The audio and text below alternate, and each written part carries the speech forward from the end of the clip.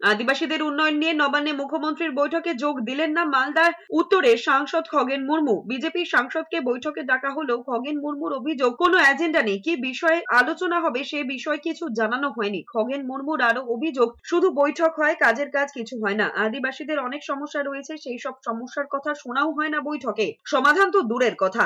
এই মুহূর্তে ঝাড়খণ্ডে ভোটের প্রচারে রয়েছেন খগেন মুর্মু। তিনি বলেছেন এর আগেও উত্তর কন্যার বৈঠকে উপস্থিত ছিলেন, তাতে কোনো সমাধান হয়নি।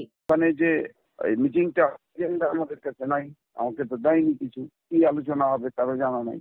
কারণ এজেন্ডা আগে দেওয়া উচিত। আর এই মিটিংটা ওই মিটিংয়েই বলে দিয়েছিলাম যেটা উত্তর কর্ণাটক ছিল, যাতে 3 মাস অন্তর বৈঠক হয়। যদি এত গুরুত্বপূর্ণ মানে এটা আদিবাসীদের বিষয় থাকে, ফর দি ডেভেলপমেন্ট অফ কৃষ্টি শিডিউল ট্রাইবস, এটাকে কিভাবে মানে 2 বছর 3 বছর বৈঠক করলে হবে?